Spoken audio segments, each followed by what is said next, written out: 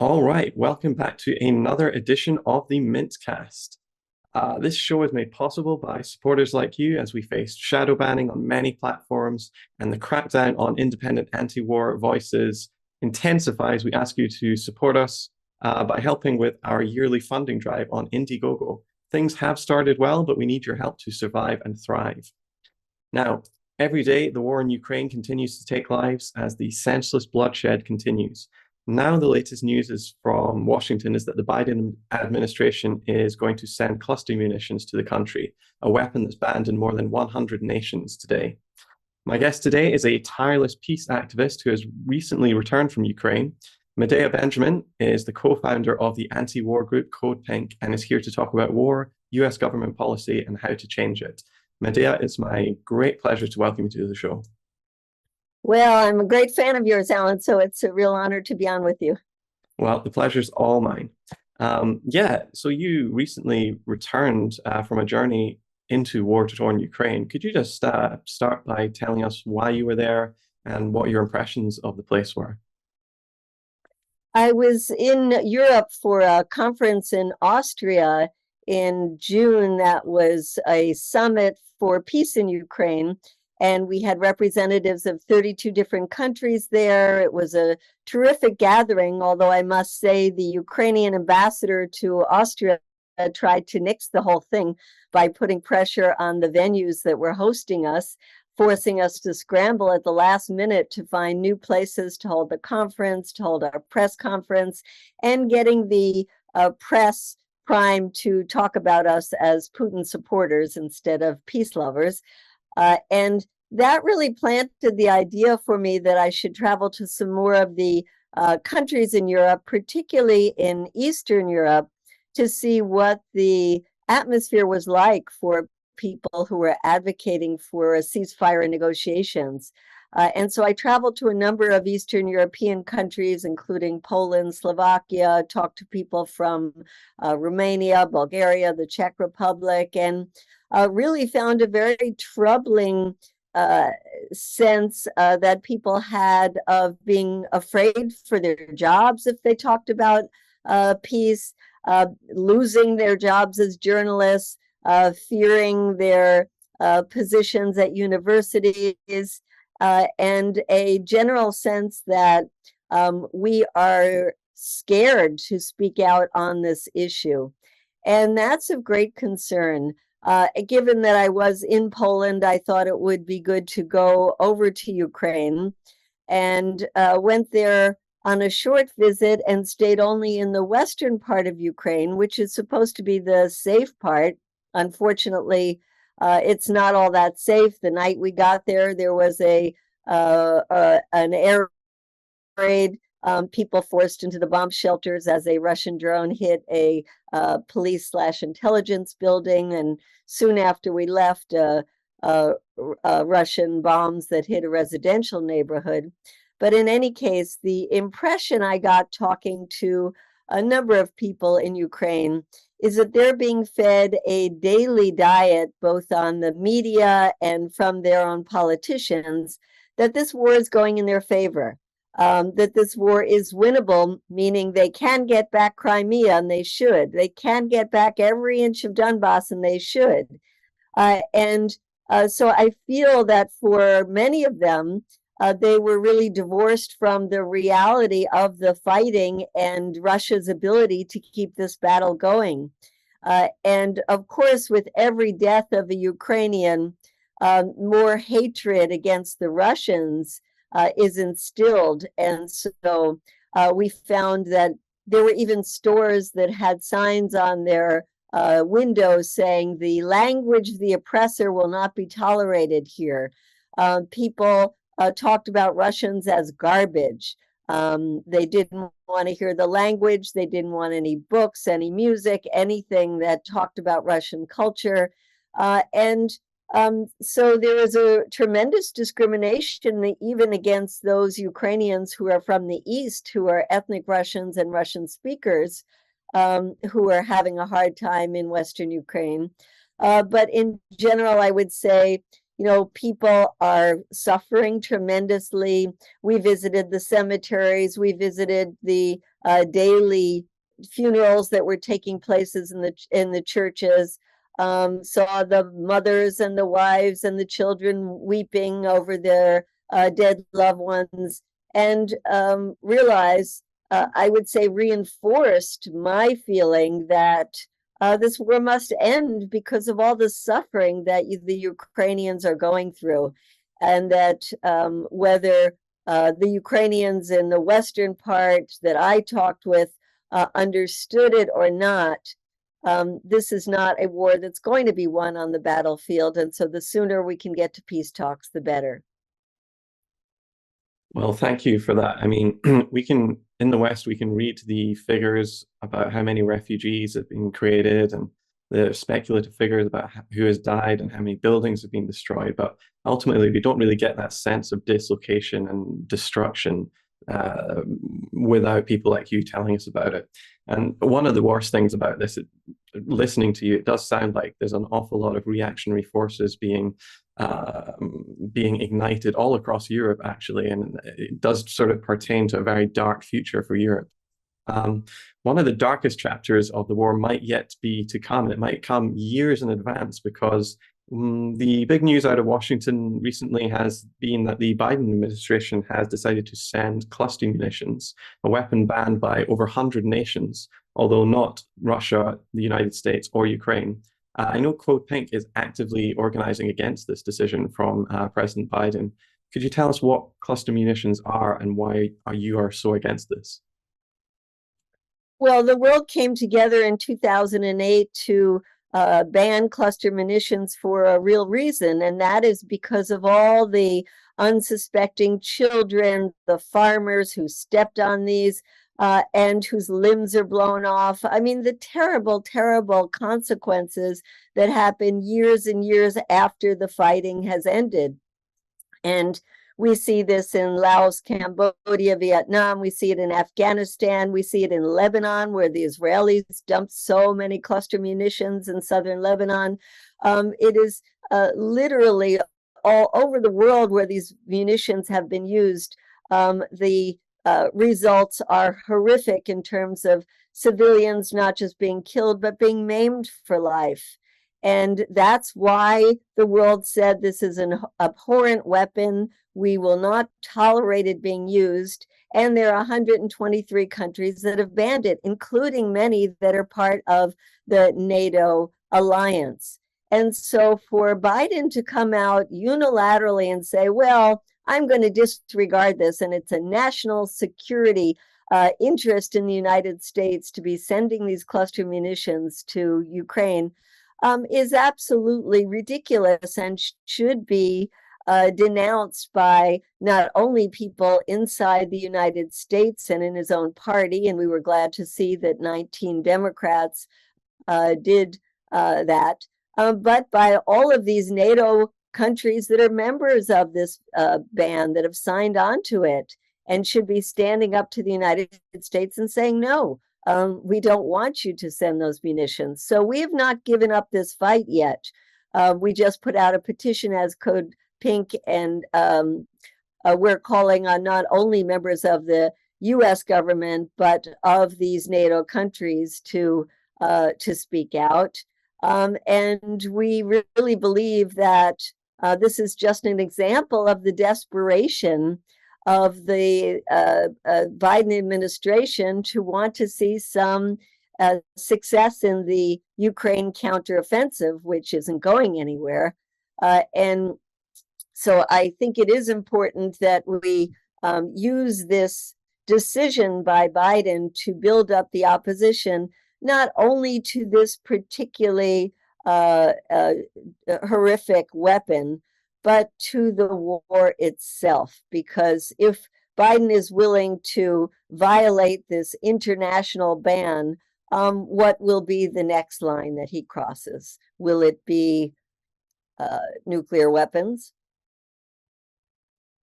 Well, we can only pray not.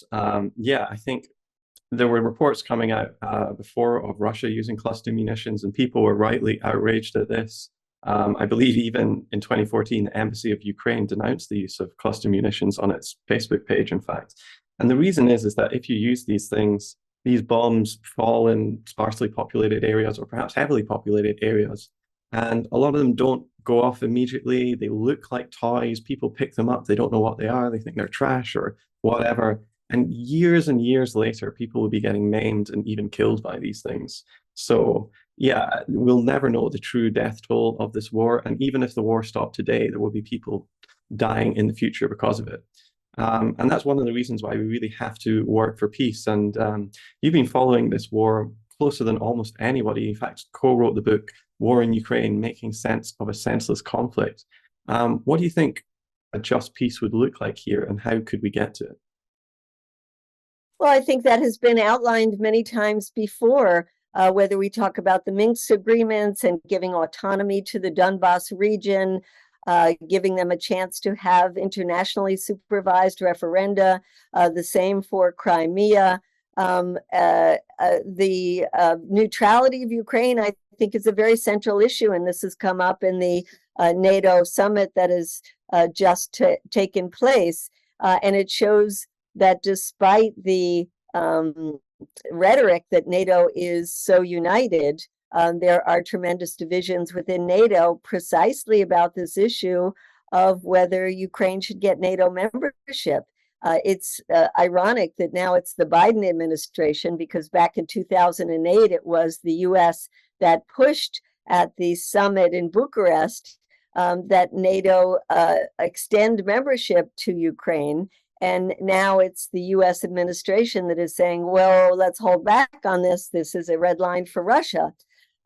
So indeed, I think that neutrality is a very important point there. While some would say that Ukraine has the right to be within the alliance and the umbrella of NATO, others would say that we have to recognize the security concerns of Russia that has Russians have been warning about this now for decades. In fact, in the 2008 summit, Putin said that it was a direct threat to Russia to have Ukraine be part of NATO.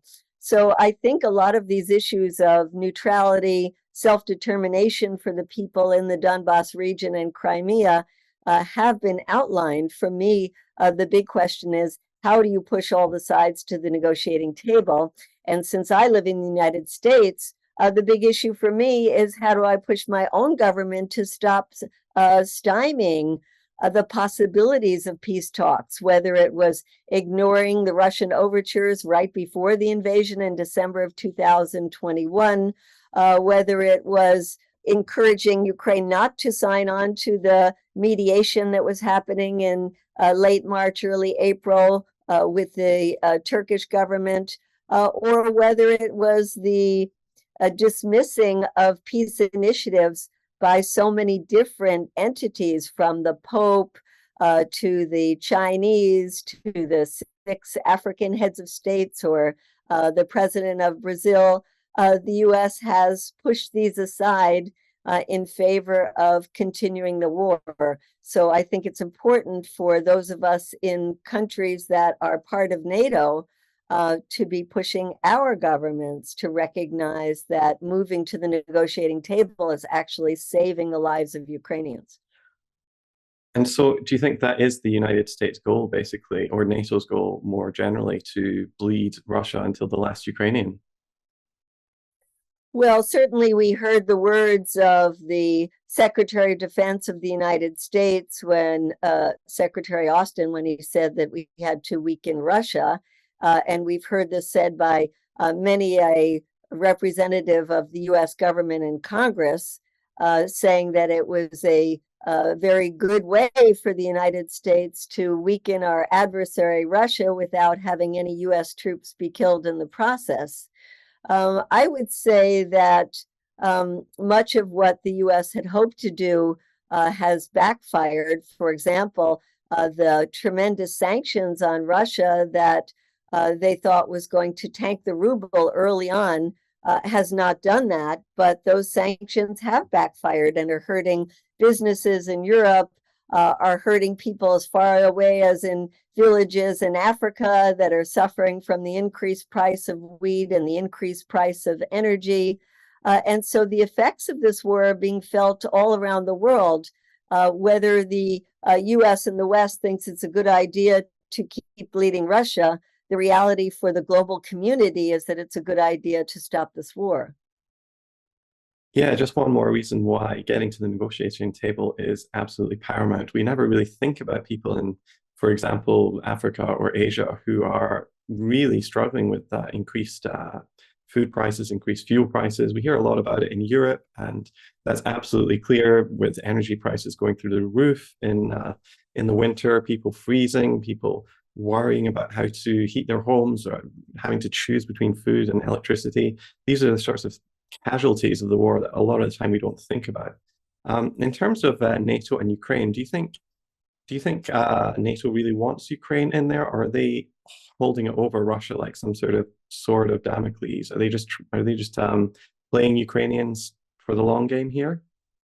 Well, NATO is now 32 countries, and I think there is no unanimity. I think that certainly Poland and the Baltic countries want to see Ukraine within NATO, but other countries don't. We see the position that the US and Germany has taken of giving this very, very vague offer to be able to join NATO once the conditions are right and there's agreement among the allies. I mean, that's like almost less than what was offered to them back in 2008.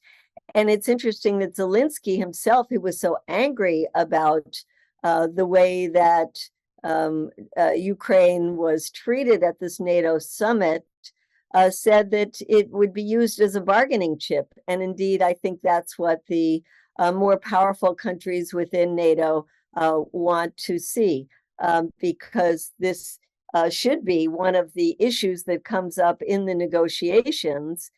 And now that NATO has left that possibility open, I think it is actually positive in terms of the longer term conditions that could be put on the table for negotiation. And let's remember that Zelensky himself was open to and even accepted the fact that Ukraine would have to be a neutral country when negotiations were going on early in the war. He told his people, you know, our dream of belonging to NATO is something that we will have to defer, and that in the name of peace in our country, we would have to give up on that dream.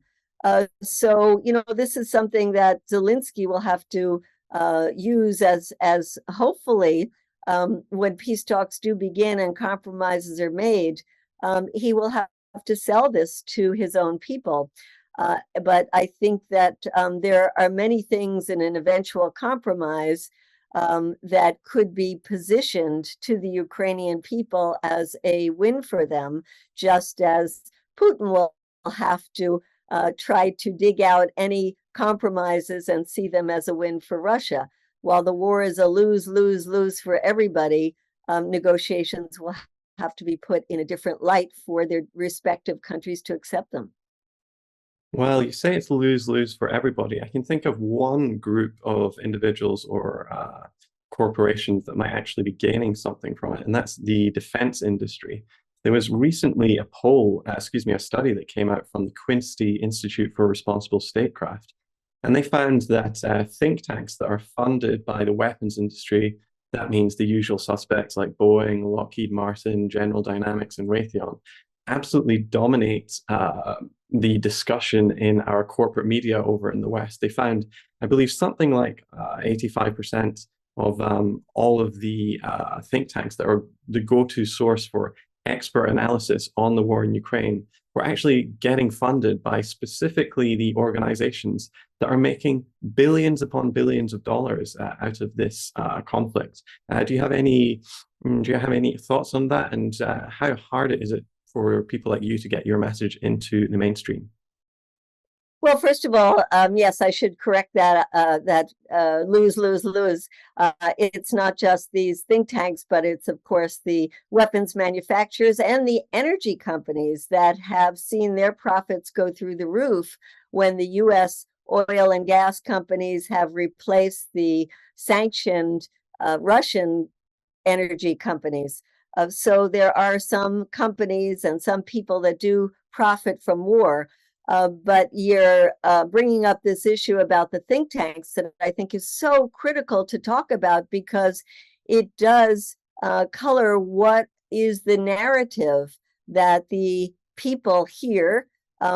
What is the narrative that's on TV? What are the opinion pieces we hear? And who are the experts that are quoted in article after article?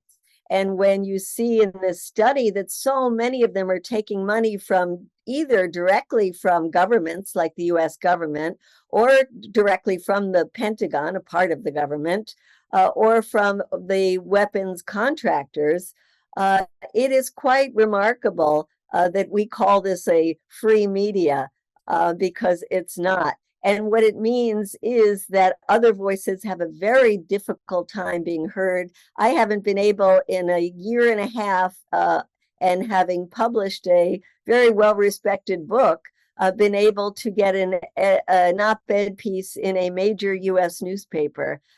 We submit and get rejection after rejection. I haven't been able to be on mainstream television, where I used to in the past be able to be on there when I wrote books. And this is true for many other people. It means that there is a very insidious kind of censorship going on. And yet, Alan, I am quite amazed that despite this narrative that we hear from these paid for by weapons company think tanks, despite the narrative we hear from the Biden administration and the Democrats in Congress who have been cowed and silenced into having some opposition, except for something like cluster bombs when it was just over the pale and 19 of them had to speak out. Despite the fact that the vast majority of Republicans in the United States, except for a small minority on the right, are in favor of the Biden administration's policies and only criticize it for not sending more weapons more quickly.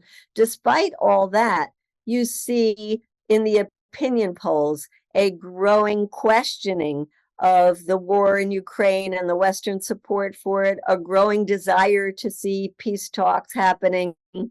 And so I think that translates into a fear by the Biden administration that this war will drag on into the presidential elections and will affect them. When you hear Donald Trump saying, I will solve this in 24 hours if I'm elected, because I'll call my good friends Zelensky and Putin and we will hammer out some kind of solution. Or when you see Ron DeSantis, the very right-wing Republican who says he's in favor of a ceasefire, in the Democratic Party, you see Robert Kennedy, who is saying that the NATO expansion played a tremendous role in provoking this war and that we have to find solutions at the negotiating table, or whether you see the new Green Party candidate, Cornell West, with a very deep, profound explanation of this war. This is opening up a lot of space for those of us who haven't had that space before. And I'm hoping that we can use this to build a real peace movement.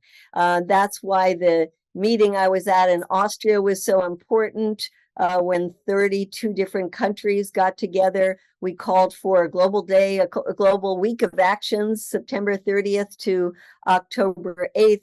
And I hope we can really start doubling down on building a peace movement that will try to push for negotiations in Ukraine that will stop this push for a war with China, and will start to focus on how dangerous NATO itself is. And the fact that NATO is going to be meeting in its next summit next year in Washington, D.C., gives us a good opportunity to start building the opposition to NATO itself, not as a defensive alliance, but as an aggressive, dangerous military alliance.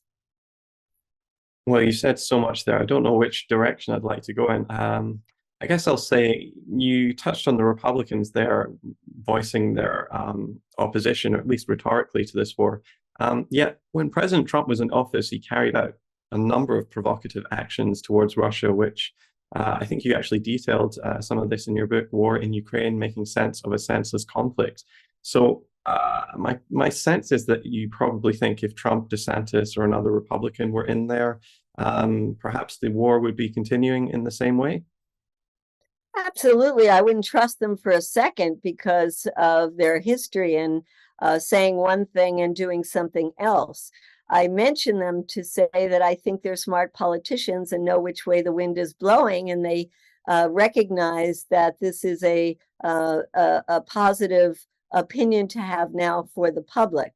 But no, I would think that they would be even if they wanted to, they would be pressured by the forces of what some call the deep state or the military industrial complex to continue the war, which is why I think the only way to really end this war is to build support from the bottom up so that politicians, no matter what party they're with, feel the pressure. And what do you think about Cornell West and his position on war? How do you feel about his third party presidential run? I'm very excited that Cornell West has entered into this race. He still obviously has to win the Green Party nomination, which doesn't happen until August. But I think there's a lot of excitement about his candidacy because he's so respected as a very deep thinker and somebody who, for many, many decades, has shown his commitment to issues of fighting racism, fighting poverty, and fighting war. I've been arrested with Cornell West several times against the wars. He was there with us at the demonstrations against the war in Iraq. He has a very consistent message. So I think it's great having him in the running, and the fact that he will have an ability, at least through the media interest in his campaign, to reach large numbers of Americans with a very different message than they're hearing right now. Yeah, totally agree. Switching topics slightly then, President Biden has recently appointed neoconservative figure Elliott Abrams to the United States Advisory Commission on Public Diplomacy. I know that CODEPINK has strongly opposed this appointment. Why is that? What is wrong with Abrams, in your opinion? What isn't wrong with Abrams? I mean, Abrams is the anti-diplomat.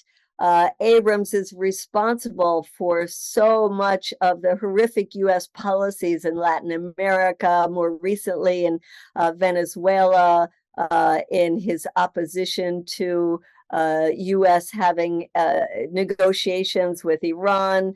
I mean, he is the epitome of the neocon U.S. hegemony and the rest of the world be damned. And so I thought it was a satire piece when I saw that he was nominated for this diplomatic commission. I must say I'd never heard of this diplomatic commission. So on the positive side, it doesn't seem like it's a post that will have much clout.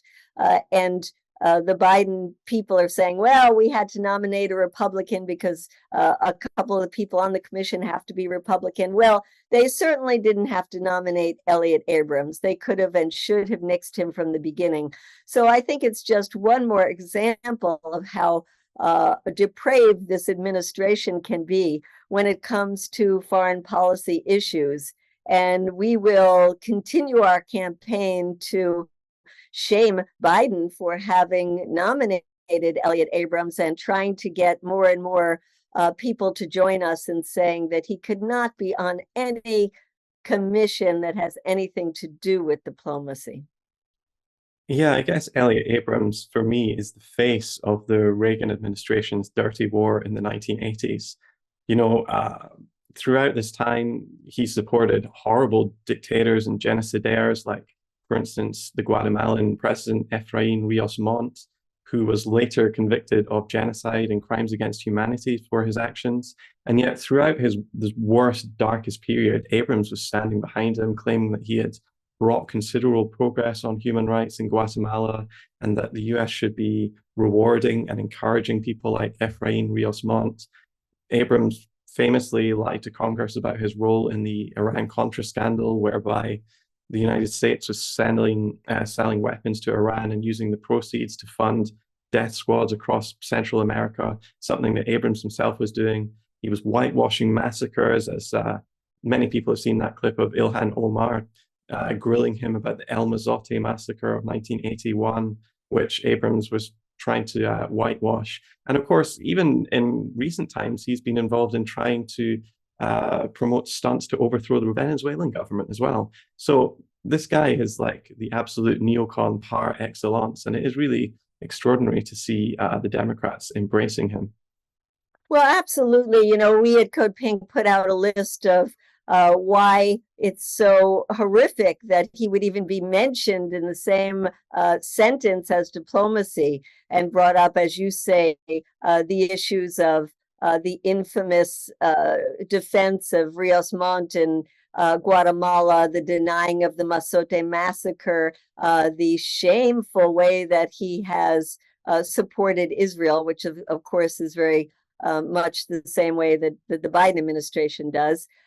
His involvement in the Iran-Contra scandal, his involvement in the overthrow of Muammar Gaddafi and the support of the U.S. invasion of Iraq, trying to pull the U.S. out of the Iran nuclear deal. And then, as you say, his support, he became the special representative for Venezuela, and used his position to support a coup, to quash diplomatic talks, to increase the brutal sanctions that have hurt the ordinary Venezuelan people.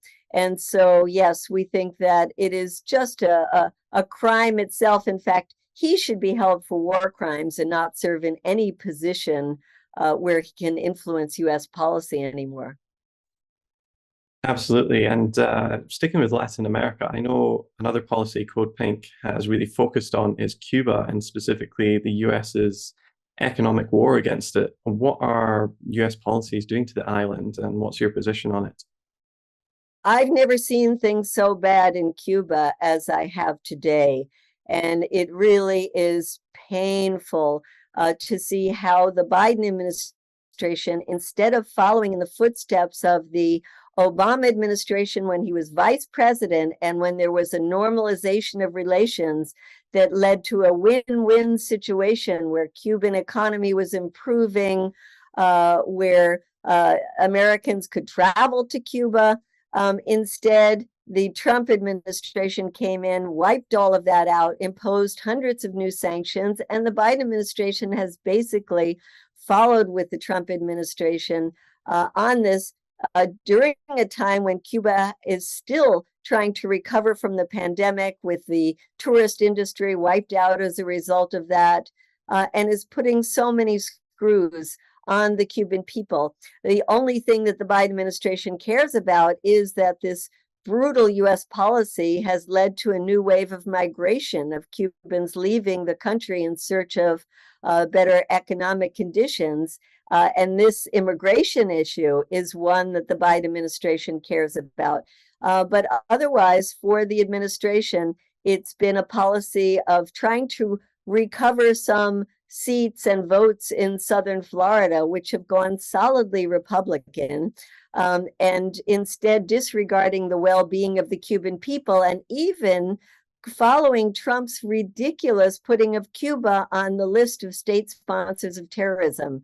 It is so insane to say that Cuba sponsors terrorism. The reasoning that the US had was that there were members of the rebel group, the ELN from Colombia, that were in Cuba, that the last Colombian government wanted to extradite. This Colombian government does not want to extradite. In fact, they are thankful to the Cubans for mediating a peace process.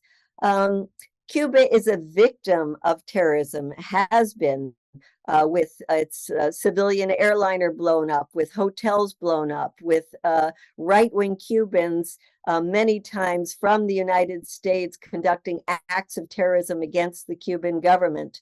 But the one other thing, Alan, that I wanted to mention that I find so shameful that the US government is doing is trying to destroy the most beautiful program that Cuba has, which is the doctor program that would send brigades of doctors all over the world to help when there were earthquakes, floods, pandemics, you name it. And the Biden administration, thanks to right-wing Cuban American Bob Menendez, have characterized this as modern day slavery because the Cubans go with contracts from their government and they don't get the full salary. Part of their money goes back to the Cuban government to fund their free healthcare system. And more than that, the US government has strong-armed countries around the world to not accept these Cuban brigades. And so that used to be a source of income as well for the Cuban government. And that has been drying up in recent years. So these are some examples of why you go into pharmacies in Cuba right now and you have a great healthcare system, but you can't find the medicines, or the shelves are bare and people have to stand on long lines to get food. This economic sanctions is a form of warfare. It's a form of collective punishment, and it needs to be changed. Yeah, most definitely. I mean, it was very disappointing for many to see that the Biden administration didn't really follow in Obama's footsteps. But I always wondered that that might have just been Obama doing what he had to, because, of course, in the early 2010s, there was this big leftist anti-imperial shift across Latin America, and these countries were organizing together. And they were threatening to leave the Organization of American States. They set up their own organizations in parallel, one called CELAC, which was the Community of Latin American and Caribbean Nations, which encompassed every country in the Western Hemisphere except the United States and Canada, who were purposely barred from joining. And so I feel like a lot of this sort of move by Obama was really an effort to placate the Latin American countries and try to stop them really going in a much more sort of independent line. And so Obama was kind of forced into that. But of course, by the time Biden gets into office, things have changed, and he doesn't really feel that need to talk in a sort of more good neighbor policy way. And so the ideas about closing Guantanamo Bay, well, that's just a distant memory in a lot of people's minds, even though it was one of Obama's really big policy goals that he wanted to achieve. And of course, as you said, Cuba really doesn't export much because of the blockade on the country. But one of the things it can export is its human capital, its incredible medical achievements over the last few decades. And even though people claim that these doctors are actually being basically victims of human trafficking, I've spoken to a lot of them, and the program is very, very popular. It's one of the most important and popular things that people can do with their time, because for many Cubans, it's very difficult to see the world, but you can actually travel, and you also get quite a good wage as well. And so Cubans who return to Cuba often have a lot of money, especially foreign money, which they can use to buy a lot of goods and services which are just out of reach for ordinary Cubans. So far from being victims of human trafficking, this is one of the most popular programs in Cuba altogether. Yeah, I would just comment that if indeed Obama changed course because pressure from Latin America, you would think that Biden would feel that same pressure, because there is this second wave of progressive governments throughout Latin America. Biden had his flopped Summit of the Americas in Los Angeles, where governments boycotted or came with a very strong message that you don't get to pick and choose, because he didn't invite Cuba, Nicaragua, and Venezuela. And of course, there's the vote at the United Nations that happens every year that you would think would shame any U.S. administration, when the entire world, except for the U.S. and Israel, vote against the U.S. policy towards Cuba. I would say that one of the factors that influenced the Biden administration was certainly the pressure internationally. Another factor was the business community that was quite organized during that time and had a lot of influence, including a very active Republican senator who helped to organize the business community. We don't have that now, and part of that is because Cuba is so poor right now. It doesn't have a lot of money that it could spend on agricultural products in the United States or other things. Now, one would think that the travel industry, like the cruise industry, would lobby heavily because people love to go to Cuba on the cruises. When they opened that up during Obama's time, it was a big moneymaker for that industry. But the U.S. administrations have placed tremendous, big multi-million-dollar fines on those cruise industries. And so they have been cowed. So while there is now a lot of pressure coming from Latin America to to take Cuba off the terrorist list, we don't have the same configuration of forces. And unfortunately, the Cuban Americans who have benefited from this policy and get tax dollars, millions of tax dollars, have created really their own business out of this hardline policy towards Cuba. They have a strong voice in Congress. And in fact, just this week, they had meetings in Congress with a number of the Cuban American Congress people. And their voices are very strong, which only means that those of us who want to see a change of policy have to keep organizing, which we are doing, and make sure there are other voices that they hear in Congress and in the White House. Yeah, I think it really would be amiss to have you on the show without you telling us a bit more about Code Pink. We've referenced it a few times. What is your organization?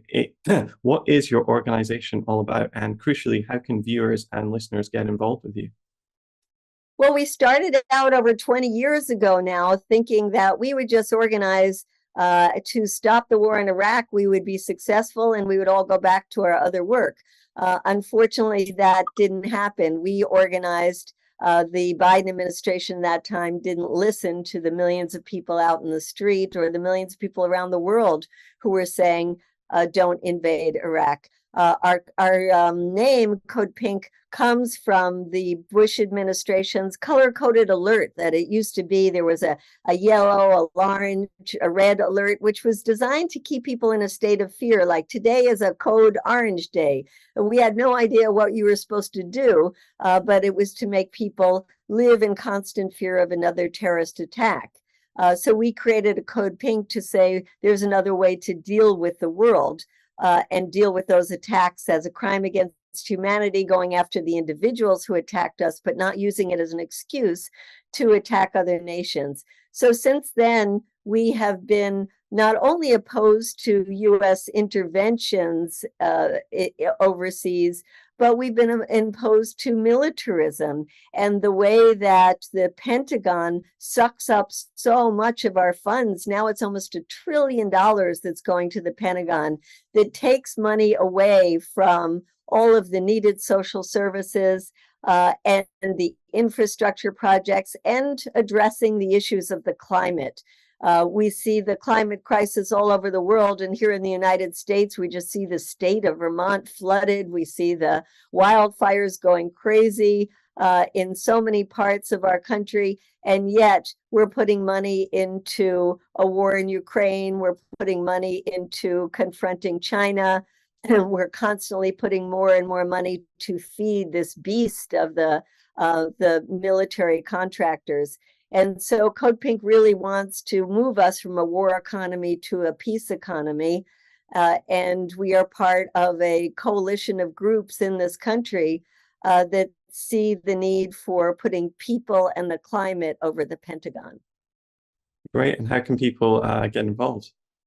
So people can join us. In fact, we've called for a summer of peace, and we have lots of exciting, simple or more complicated actions that people can take, from putting up signs that we have printed in your windows to holding talks and inviting speakers. And you can join us at codepink.org. And we're trying to make peace cool again. And we also are part of a coalition called Peace in Ukraine, over 100 groups. And we have many groups in the US and overseas who are part of that. And you can go to that at peaceinukraine.org. Now, we've been talking a lot about Ukraine, but I think before we finish here, I think I do want to get your opinion on another potential war, one which I think might be one of the defining stories of the 21st century. You've hinted at it before. But there's also not just this Russian attack, but we've also got the US building up its forces in the Pacific, trying to strangle Beijing's economic rise. You've got a campaign called China is Not Our Enemy. Why is it called that? And what do you think about the US saber rattling against Beijing? Well, we feel that that saber rattling is again trying to justify militarization. It's building up for a insane confrontation with China, and it's also led to a lot of anti-Asian hate here in the United States. And so our campaign, China is Not Our Enemy, is to try to counter that, saying the Chinese people are our friends. We have to work with the Chinese government to counter the climate crisis. We should learn from China and how they are able to pull millions and millions of people out of poverty, which is quite extraordinary, something we have not been able to do here in the United States. And so it's a very exciting campaign that looks at ways that we can and must cooperate with people in China. And that's why we have many aspects to this campaign that that show the benefits of cooperation, show the benefits of learning from each other. And we also related to the case of Ukraine of showing the benefits of China playing a role as a mediator. You know, I don't like the governments of Saudi Arabia or Iran, and yet I was delighted to see China play the role of mediation to bring those two countries together and to help them to normalize relations, which has a very positive effect on the entire Middle East. When the Chinese put forward their peace proposal for Ukraine, we thought, well, you know, this is a great way for the United States to then respond, not by saying, oh, the Chinese could never be mediators, they're friends with Russia, but by actually looking at the proposal and say, we agree with number 1357, we don't agree with 246, to come together, the US and China, to say, how can we use our leverage on Putin and on Zelensky to move to the negotiating table? So there are so many reasons why we can and must work together with China instead of allowing the China bashers to drag us into a war with a major, major superpower. And the other thing I want to say, Alan, about that is that the American people have to learn the reality, which is that China is in a much better position globally because it hasn't used military might. It's used its economic power. It's built up the BRICS, for example, that now represent a greater portion of the global domestic product than the G7 countries do. It's built up the Shanghai Cooperation Organization, which actually is a very, very strong economic alliance. Counter that to, for example, NATO, which is just a military warfare alliance. And we see the de-dollarization efforts that have gained strength, ironically, given the war in Ukraine and the sanctions on Russia. So there is a world right now that is now multipolar, whether the US people in power want to recognize it or not. And that gives us more and more reason to look at China as a friend rather than as an enemy.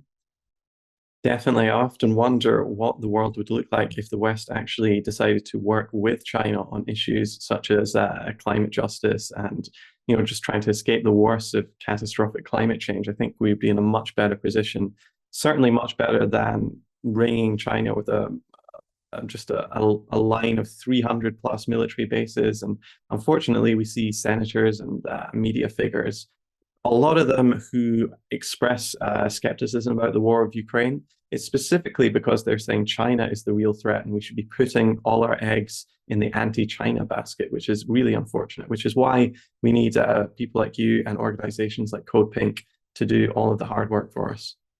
Yeah, and that brings us back to the issue of NATO, because NATO has really been beefing up their Asia Pacific, quote, partnership with Australia, New Zealand, South Korea, and Japan, precisely to build up NATO as a warfare against China. And so when we talk about our opposition to NATO, it is really because not only is NATO so intimately involved in this war in Ukraine and unfortunately continuing the war in Ukraine, but also because it already does have its sights set on China. And so for those of us in the West, educating people about the importance of countering NATO. And as we look forward to a future, as you mentioned, how nice it would be if we were able to cooperate with China. I think a dissolution of NATO is actually in the benefit of world peace. Absolutely. And I think I speak for everyone listening when we say we're very grateful to CODEPINK for all the work they do. Well, thank you so much. I'm very grateful to Mint Press, and it's been a pleasure having a chance to talk to you. Thank you very much, Medea Benjamin. Where can people follow you in your work? At codepink.org, or they can Google me. I write about every 2 weeks an article that's in a number of different publications, including your great publication. Fantastic. Thank you very much for joining us today. Thank you. All right, that was Medea Benjamin here on the Mintcast. Just a quick shout out, we're doing our annual funding drive right now at Mint Press. Please, if you're in a financial position to support us, we need all the help we can get because we are sponsored by viewers and listeners like you. So if you are in an economic position, do go to Indiegogo. The link will be down in the description below, and give anything you can. Thank you very much for listening to us today.